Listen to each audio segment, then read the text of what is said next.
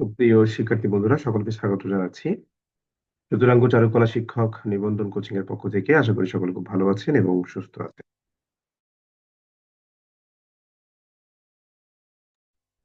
আমরা যে কাজটি করার জন্য আজকে বা যে ক্লাসটি নেওয়ার জন্য আমরা আজকে এখানে উপস্থিত হয়েছি, সেটি হলো একটি ক্লাস নয়, এটি আমাদের সাপ্তাহিক পরীক্ষার যে প্রশ্নপত্র আপনাদের দেওয়া হয়েছিল, সেই প্রশ্নের যে সমাধান রয়েছে, সেই সমাধানটা নিয়ে আমরা আলোচনা করছি।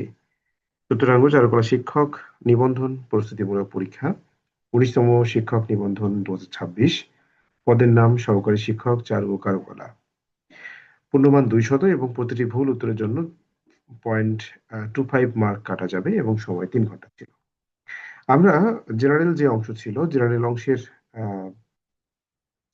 জেনারেল অংশের আমরা উত্তরটা আপনাদেরকে দিয়ে দেব এবং আমরা আহ, যে সাবজেক্টিভ অংশ রয়েছে সেই অংশটা নিয়ে আমরা ক্লাসে আলোচনা করছি।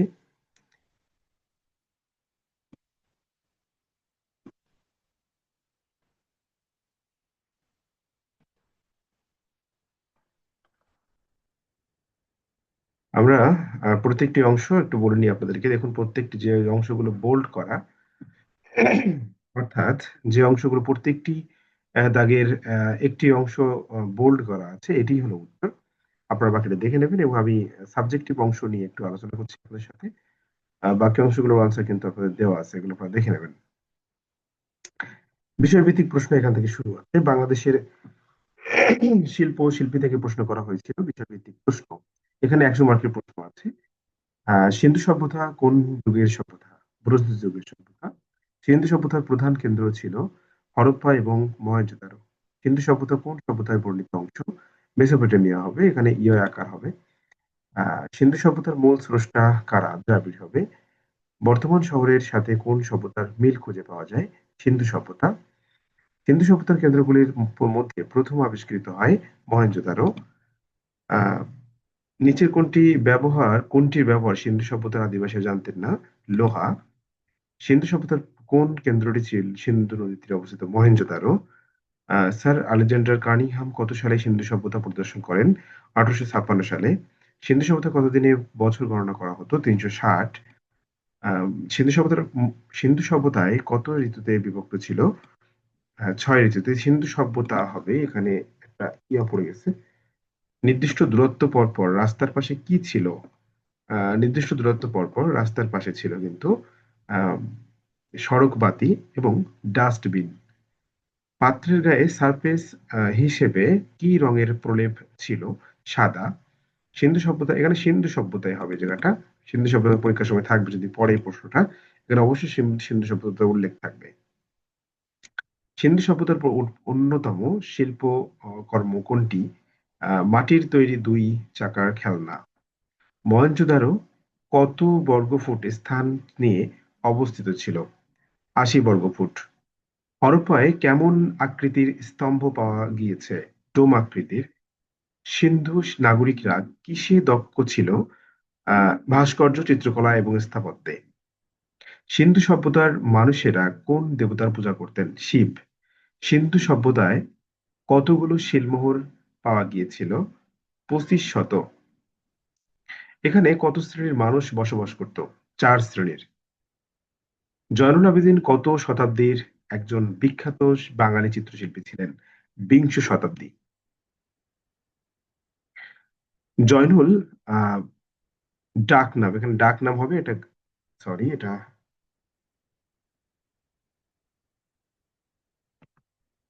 একটু ঠিক করে দিই। আচ্ছা, এটা আমি পরে ঠিক করে দেবো, আপনারা বুঝে নিন। ডাক নাম কি ছিল? টুনু।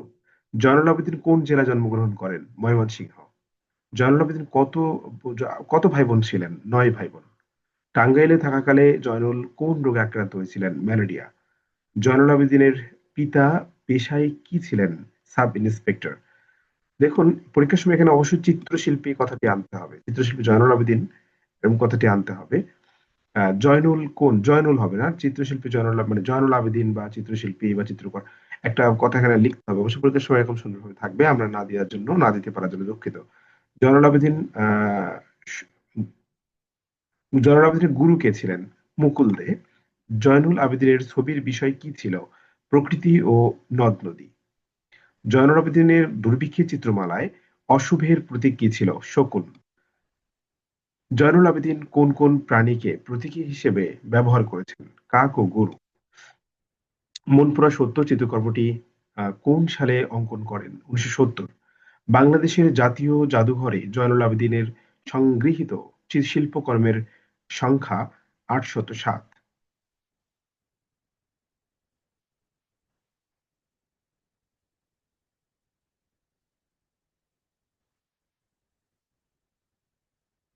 স্নিগ্ধতা রমণী চিত্রের মাধ্যম কি? তেল রং। পাকিস্তান সরকার কর্তৃক কোন পুরস্কার প্রদান করেন? Pride of performance. কত সালে জয়নুল আবেদিনকে শিল্পাচার্য উপাধি দেওয়া হয়েছিল? 1968 সালে। কাদের থেকে জয়নুল আবেদিন শিল্পাচার্য উপাধি লাভ করেন? ঢাকা আর্ট কলেজ ছাত্রদের কাছ থেকে। গভর্নমেন্ট আর্ট ইনস্টিটিউট স্থাপিত হয় কত সালে? 1948 সাল।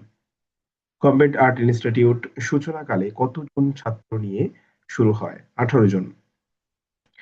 গভর্নমেন্ট আর্ট ইনস্টিটিউট 1971 সালে নতুন কি নামকরণ করা হয়? বাংলাদেশ চারু ও কারুকলা মহাবিদ্যালয়। বাংলাদেশে হবে না, বাংলাদেশ হবে।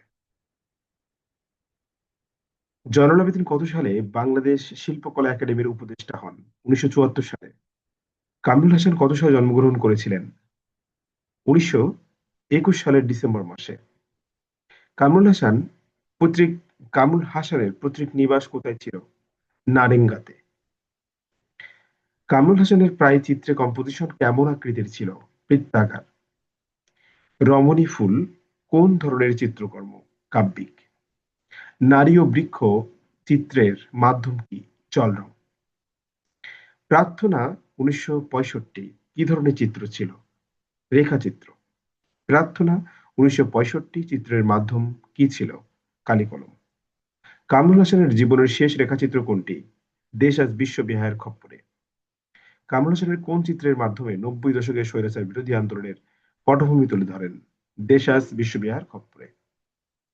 পাকিস্তান সরকার কর্তৃক কোন পুরস্কার পান? Pride of performance. এটা কামরুল হাসান হবে, এখানে লিখতে ভুল হয়েছে। যেহেতু প্রত্যেকটি অংশ থেকে আমরা 25টি করে প্রশ্ন রেখেছি, এই জন্য এমনটা হয়েছে। বাংলা একাডেমি ফেলো পুরস্কার কত সালে পেয়েছিলেন? 1985 সালে। সবই কামরুল হাসান হবে। কামরুল হাসান চিত্রে কোন চিত্রকর্মের মাধ্যমে তৎকালীন বাংলাদেশের সামাজিক, অর্থনৈতিক, রাজনৈতিক দুঃখ সহ পরিবেশ সরি দুঃসহ পরিবেশ ব্যঙ্গাত্মক ভঙ্গিতে তুলে ধরেন? ইমেজ 1974। কার দিকে তাকালে কামরুলের স্টাইল দেখা যায় পরিচিত স্টাইল দেখা যায়? বাউল। তিনজন রমণী খোশ গল্প করছে কোন চিত্রকর্মে? এটা ভুল আছে, গণহত্যার আগে 1971। এটা মনে হয় ভুল আছে, আমি এটা সঠিকটা আপনাদেরকে বলে দেব। ওকে। আহ পরম করুণাময়ের কাছে আত্মসমর্পণ করার চিত্র কোন চিত্রকর্মের মধ্যে ধরেছে? প্রার্থনা 1965। কামরুল হাসানের চিত্রকর্ম কোনটি? মানুষ ও প্রকৃতি। শিল্প চারুশিল্পী সংসদ সম্মাননা পান কত সালে? 1984। কামরুল হাসান কোন রোগে মৃত্যুবরণ করেছিলেন? হৃদযন্ত্রের হৃদযন্ত্রের ক্রিয়া বন্ধ হয়ে যাওয়ায়। এখানে একটা ছোট্ট ওয়ার্ড মিসিং আছে। কামরুল হাসান কত সালে মৃত্যুবরণ করেন? 1988। কামরুল হাসান কোন দেশের চিত্রশিল্পী ছিলেন? বাংলাদেশ। কামরুল হাসানের জন্মস্থান কোথায়? কলকাতা। কামরুল হাসান কোন বিষয়ে খ্যাতিমান ছিলেন? চিত্রকলা। কামরুল হাসানের কোন শিল্প আন্দোলনের সঙ্গে যুক্ত ছিলেন? কোন শিল্প আন্দোলনের সঙ্গে যুক্ত ছিলেন উনি? সবগুলো। আধুনিক শিল্প, লোকশিল্প, বিমূর্ত শিল্প। কামরুল হাসান কোন শিক্ষা প্রতিষ্ঠানে পড়াশোনা করেন? Kolkata art school. কামরুল হাসান কোন ধরনের চিত্রে বেশি পরিচিত? লোকজ জীবন। কামরুল হাসান কোন আন্দোলনের সময় বিখ্যাত পোস্টার আঁকেন? মুক্তিযুদ্ধ। এই জানোয়ারদের হত্যা করতে হবে। পোস্টারটি কোন উপলক্ষে আঁকা? মুক্তিযুদ্ধ। কামরুল হাসান কোন পত্রিকায় কাজ করেছিলেন? দৈনিক আজাদ। কামরুল হাসান কোন শিল্পকলা একাডেমির সঙ্গে যুক্ত ছিলেন? চারুকলা ইনস্টিটিউট। কামরুল হাসানকে কি বলা হয়? পল্লী শিল্পের পথিকৃৎ। কামরুল হাসান কোন সালে মৃত্যুবরণ করেন? 1988। দেখুন, এই 72 নম্বরটা কিন্তু খুব গুরুত্বপূর্ণ একটা প্রশ্ন। হুম। এখানে বাংলাদেশের চারুকলার পথিকৃৎ বলা হয় কাকে? জয়নুল আবেদিন। কামরুল হাসানকে কিন্তু বলা হয় পল্লী শিল্পের পথিকৃৎ। এটা মাথায় রাখবেন। ওকে। কামরুল হাসান কোন পুরস্কার পেয়েছেন? সবগুলো। একুশে পদক পেয়েছেন, স্বাধীনতা পদক পেয়েছেন, বাংলা একাডেমি পুরস্কার পেয়েছেন। কামরুল হাসান চিত্রকলায় কোন বিষয়টি বেশি ফুটে উঠেছে? গ্রাম বাংলা। শেখ মোহাম্মদ সুলতান কোন শিল্পীর পুরো নাম? এস এম সুলতান। অপ্রাতিষ্ঠানিক শিল্প বলা হয় কোন শিল্পীকে? এস এম সুলতান। এস এম সুলতান কত সালে জন্মগ্রহণ করেন? 1923। এস এম সুলতানের পারিবারিক ডাকনাম কি ছিল? লাল মিয়া। বাবার সাথে রাজমিস্ত্রির কাজ করতে যান কোন শিল্পী? এস এম সুলতান। লাল মিয়ার ছবি দেখে কোন জমিদার সাহায্যের হাত বাড়িয়ে দিয়েছিলেন? ধীরেন্দ্রনাথ রায়। 1941 সালে কার সহযোগিতা এস এম সুলতান কলকাতা আর্ট কলেজে ভর্তি হওয়ার সুযোগ পান? শাহেদ সোহরাওয়ার্দী। এস এম সুলতান করাচিতে কোন স্কুলে 2 বছর শিক্ষকতা করেছিলেন? পার্সি স্কুল। কোন কোন দেশে এস এম সুলতানের শিল্পকর্ম বা চিত্রকর্ম? দেখুন, শিল্পকর্ম চিত্রকর্ম কিন্তু এক আলাদা বিষয়। শিল্পকর্ম বলতে সেখানে ভাস্কর্য হতে পারে, চিত্রকলা হতে পারে। কিন্তু চিত্রকর্ম বলতে শুধুমাত্র আঁকা আঁকি যেগুলো যেগুলো অঙ্কন করা হয়েছে সেগুলো চিত্রকর্ম। প্রদর্শনী হয়েছিল কোথায়? নিউ ইয়র্ক, ওয়াশিংটন এবং শিকাগোতে। কত সালে বাংলাদেশে ফিরে এসে সুলতান শিশু শিক্ষায় মনোনিবেশ করেছিলেন? 1953 সালে। এস এম সুলতানের প্রতিষ্ঠা করা স্কুলের নাম কি ছিল? নন্দন কানন। এস এম সুলতানের শিশুদের জন্য কোনটি প্রতিষ্ঠা করেন? শিশু স্বর্গ এবং চারুপীঠ। এই দুইটা প্রশ্ন কিন্তু খুবই ইম্পর্টেন্ট। আমি একটু মার্কিং করে দিই। এই দুইটা কিন্তু খুবই ইম্পর্টেন্ট, একটু মাথায় রাখবেন।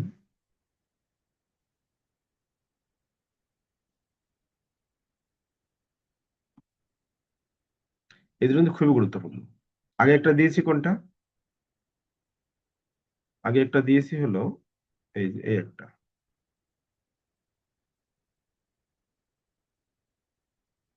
এস এম সুলতানের শিল্পকর্মের উপজীব্য বিষয় কি ছিল? গ্রামের নারী পুরুষ, নৌকা নদী।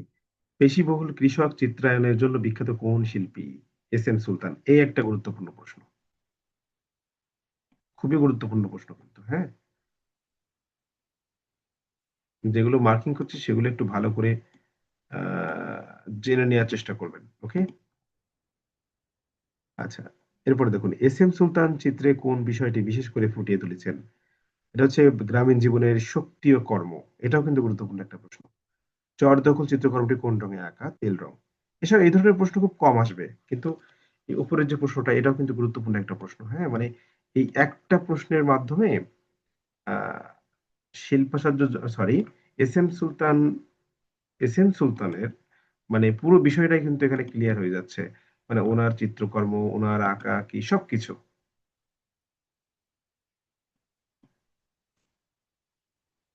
হুম। এরপরে দেখুন, চর দখল চিত্রকর্মটি কোন রঙে আঁকা? তেল রং। গ্রামীণ দ্বন্দ্ব এবং সংগ্রামের চিত্র ফুটে উঠেছে কোন চিত্রকর্মে? এটাও কিন্তু একটা খুব গুরুত্বপূর্ণ প্রশ্ন। চর দখল।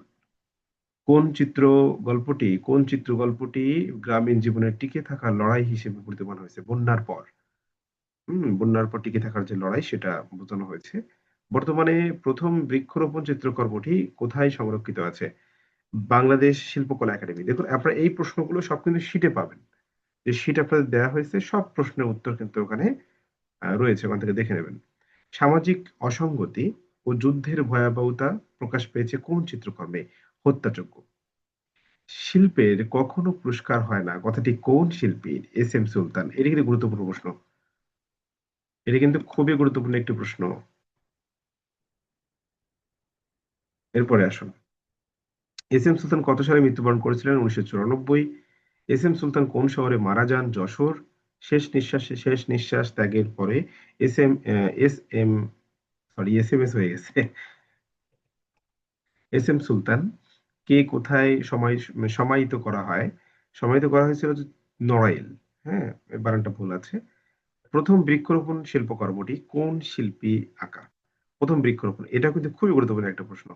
দেখুন এস এম সুলতান থেকে যদি পরীক্ষা হয় আপনাদের মানে সরি আ ১৯ তম শিক্ষক নিবন্ধন পরীক্ষায় শিল্পা স্যার জয়নুল আবেদীন, কামরুল হাসান এবং এস এম সুলতান এই ৩ জন বিখ্যাত শিল্পী থেকে অবশ্যই অনেকগুলো প্রশ্ন আসবে।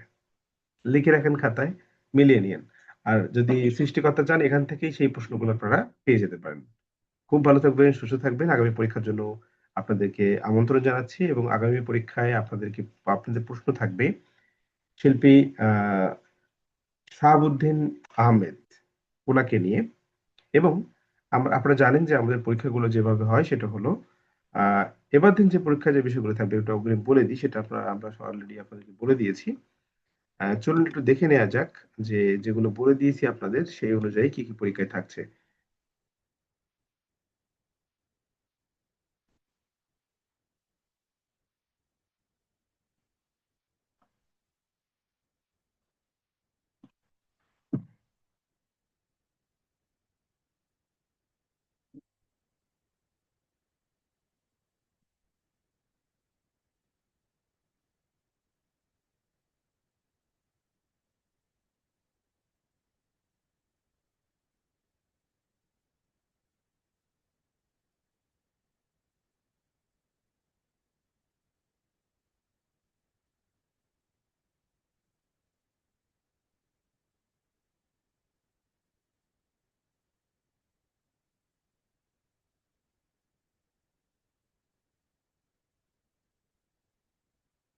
একটু অপেক্ষা করুন।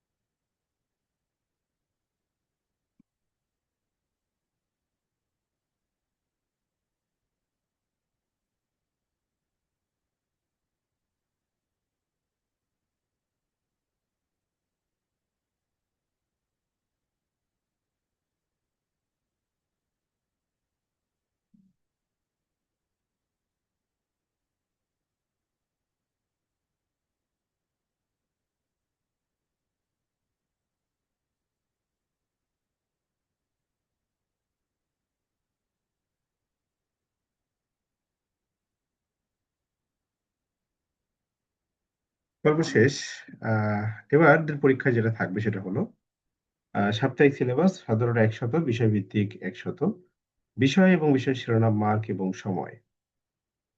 আপনারা জানেন বাংলা পড়া দেওয়া রয়েছে। ভাষারীতি এবং বিরাম চিহ্নের ব্যবহার, ইংরেজি আ কমপ্লিটিং সেন্টেন্সেস, আ গণিত হচ্ছে গড়, সাধারণ জ্ঞান, ভাষা আন্দোলন, বিষয়ভিত্তিক প্রশ্ন থাকবে সিন্ধু সভ্যতা, আ জয়নুল আবেদীন, কামরুল হাসান, এস এম সুলতান এবং শফিউদ্দিন আহমেদ। শিক্ষার্থী বন্ধুরা খুব ভালো থাকবেন, সুস্থ থাকবেন। সকলের সুস্বাস্থ্য ও মঙ্গল কামনা করে আজকের ছোট্ট একটি পর্ব এখানে